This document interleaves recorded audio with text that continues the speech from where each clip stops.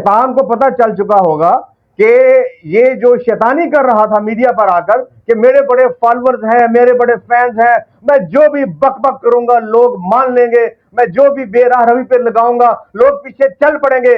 लेकिन इसको ये नहीं पता था कि इस माशरे में गुलाम रसूल भट्टी भी है।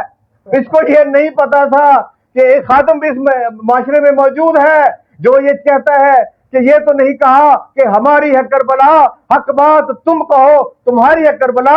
जनाब गुलाम रसूल साहब, आप हक व बातिल की बाजी पहले भी जीत चुके हैं और आइंदा भी जीतते रहेंगे। आपने बिल्कुल जबरदस्त बात की है कि ये वो वही ताई मोहतरमा है, ये वही बाजी मोहतरमा है जिनका मैंने 5 साल पहले इंटरव्यू किया था। अब आपने खुद सुन लिया। ये बेहतर था कि अपने पहले चैलेंज जो पहला हमने पीरियड दिया था उसी में ये रिज्यू कर लेता, ये माफी मांग लेता, ये डर जाता। लेकिन ये ऐसा ढीठ और नस्ल आदमी है, ये ऐसा अजीब और खलकत आदमी है कि अभी तक डटा हुआ है और लोगों को अपनी गुमराही के पीछे अभी तक लगाया हुआ है। और ताई ने जो इसके खानदानी जो शजरे के बखिए उधेड़ के रख दिए हैं, ये इसको अब भी मौका है जाए अपनी ताई के कदमों में गिर जाए, वरना वो इससे आगे जो बड़ा धमाका करेगी ना तो इसकी सियासी और समाजी तमाम इसके जो जितने भी इसके अखलाकियात के जो तो इसने बनाए हुए ना उसके बखिया देर के रख देगी। हाँ है ना, वो तो बड़ा धमाका है। कंटिन्यू कीजिए। और इसने तो जनाब एक और बात बता दी कि जो सारा जहान इसके वालिद साहब के नाम और इसकी शख्सियत और कारनामे को इसने डिस्प्यूट कर दिया था ना, तो उन्होंने बता दिया। वो बड़ा अजीब सा है, पता नहीं बताना चाहिए कि नहीं, लेकिन ये जो बार बार आईडी कार्ड दिखा रहा है ना अपने अब्बे का कि मेरा अब्बा ये है, मेरा अब्बा वो है, फलां है, गमकान है, तो उसने बता दिया इसका अब्बा पुम्मा भी है। हाँ जी, अगर तो जनाब ताड़े वालिद साहब पुम्मा साहब ही ने ना, तो फिर ये वही इस्माइल शाह है कि जरा गुस्ताखी करके भजे है। तो फिर अगर ये पुम्मा ही सईद इस्माइल है ना, तो फिर ये वही अब्बा है जिन्हें साइलम ले आ जाए।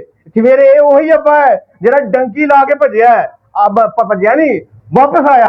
ये भी हमने कहा डंकी ला के वापस आया। लास्ट इंटरव्यू में हमने कहा था कि हाँ जी, डंकी लगा के पाकिस्तान आया तो फिर वापस गया। उसके ऊपर भी आज हम इंकिशाफ करने जा रहे हैं कि बल्कि डंकी लगा, बल्कि हो चुका है, इसकी ताई ने कर दिया। जी जी, बल्कि मैं कहूंगा कि जनाब आप वो फरहान साहब जो इंटरव्यू करते हैं पॉडकास्ट, या नाम रेहान साहब, रेहान साहब को भी आप टैग करें, अब्दुल हई साहब को भी टैग करें, और जहां जहां जिस जिस एंकर को इसने ये गुमराह किया है ये कहकर कि मेरा अब्बा जो मर्जी आ सकता है जी, तो फिर तेरा अब्बा आया क्यों नहीं?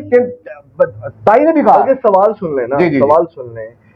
ये एलिगेशन है कि जनाब ये ऐड कीजिएगा कि आता क्यों नहीं है, और सवाल ये है कि इकरार का जो वालिद है अगर वो गुस्ताखे रसूल नहीं है, हाँ जी, तो फिर ये जो कहता है कि जनाब वो शुफ शुफ वाली ये पूरी टीम है और शुफ शुफ का प्रोपेगेंडा है, हाँ जी, तो फिर ये जनाब जो एलिगेशन लगाते हैं लोग इसके वालिद के ऊपर और वो शुफ शुफ का प्रोपेगेंडा है, तो फिर उनके खिलाफ कार्रवाई क्यों नहीं कर रहा? ये सर पहली बात तो ये एक बकवास करके ना अजीबो गरीब सी ये पतली गली में जो है ना वो राह फरार इख्तियार करता है जब इस पे एलिगेशन लगती है।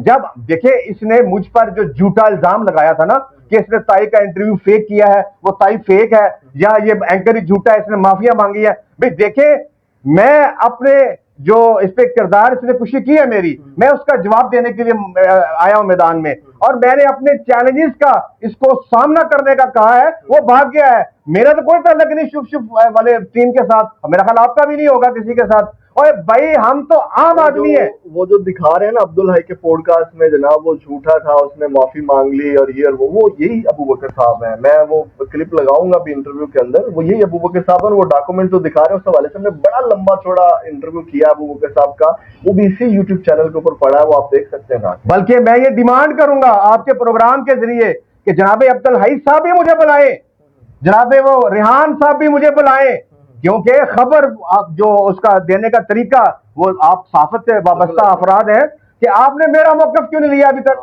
हमने भी आप मेरा मौकफ भी ले। लास्ट इंटरव्यू में कहा था कि इकरारुल हसन अगर अपना मौकफ देना चाहता है तो हमारा प्लेटफॉर्म उसके लिए हाजिर है। और इसमें इतनी जरूरत नहीं है, गीदड़ आदमी है।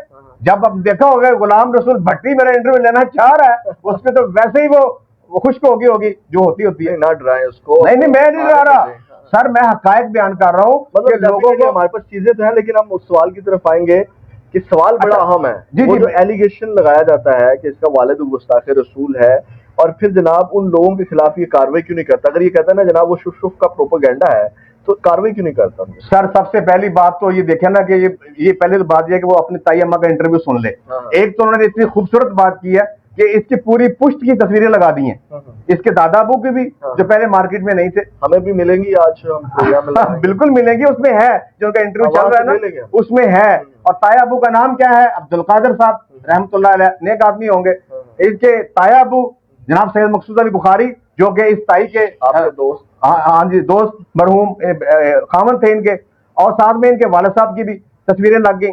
अब अगर ये फिर कोई ड्रामा करता है मार्केट में आके, या फिर कोई राह फरार इख्तियार करता है, या शुभ शुभ वाले जो इमेज है उसका शेल्टर लेता है भागने के लिए, तो मेरा ख्याल है ताई इसको भागने नहीं देगी।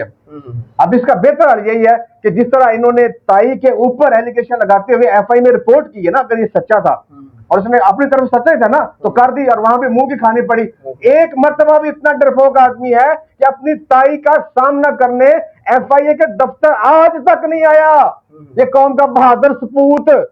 और दूसरी बात यह है कि मर्द का बच्चा अगर है, ये लोगों को बड़ा टैलेंट का देता है ना, मर्द का बच्चा तो ये टैलेंट दिखाओ और वो करो, तो अगर तू भी मर्द का बच्चा है तो जो तेरे बाप की शान में गुस्ताखी कर रहे हैं तो लाओ ना उनको कटारे में। और वैसे भी तुम्हारे बड़े दोस्त हैं महकमों में, क्योंकि अफसर तो ड्यूटी थोड़ी करने आते हैं, वो तो आपकी जारियां निभाने आते हैं ना। एक तो तुमने अफसरों को भी गंदा किया, बदबख्त आदमी, पाकिस्तान के महकमों को भी गंदा किया, और दूसरा अपने आप को भी मजीद गंदा कर रहे हो कि अपनी ताई का जवाब ना देकर और मेरे चैलेंज को कबूल ना करके। आपने बड़ी खूबसूरत बात की है कि अगर ये सच्चा है तो आए फौरन एफआईए में जाए, एनसीसीआईए में जाए, तो उन तमाम अफराद को जो इसके वालिद पर एलिगेशन लगा रहे हैं, भाई हम एलिगेशन थोड़ी लगा रहे हैं, हम तो सिर्फ सवाल कर रहे हैं, और जिन्होंने एलिगेशन लगाई है वो भले किसी भी सरकार के मानने वाले हैं, बड़े वो इंफरादी तौर पर तुम पे इल्जामात लगा रहे हैं, तो बनो मर्द के बच्चे, जो कि नहीं हो तुम। और 3 शादियां करने से कोई मर्द का बच्चा नहीं हो जाता। हाँ जी, और जिस तरह वो शादियां हुई हैं वो तुम इतने बेशर्म आदमी बता भी नहीं सकते कि क्या रीजनिंग थी। और तीसरी आखिरी बात यह है कि ये ताई साहिबा ने भी ये कहा, इसको चैलेंज किया कि तुम्हारी 3 शादियां हुई हैं और एक बार में तेरा प्यो नहीं आया, मतलब उसको कोई खुशी नहीं हुई कि मेरे पुत्र का ब्याह। चलो पहले तो कम से कम आंदा ना, बाकी तेरे खच्चा है चवला या जो भी है पहले भी आ जाता। और सबसे अहम बात सर, इसका वालिद एक शादी में, इसकी खानदान की शादी में टंकी लगाकर क्यों आया, ये इसका जवाब मांगे, इसको अवाम राज वाले भी इसका जवाब मांगे। इंकशाफ करें ना, आज ताई ने भी कर दिया। बिल्कुल, ताई ने बिल्कुल कहा क्यों आया था, कैसे आया था, जरा आप भी जरा। सर इसके खानदान की एक शादी है और शादी हुई है लाहौर के मारूफ होटल में, और ये उन्होंने इंकशाफ किया है कि वो इसके जो वालिद साहब हैं ये ईरान के जरिए आए हैं डंकी लगाकर। अबे अपने मुल्क में कौन डंकी लगा के आता है भाई? अब अवाम राज वालों होश करो।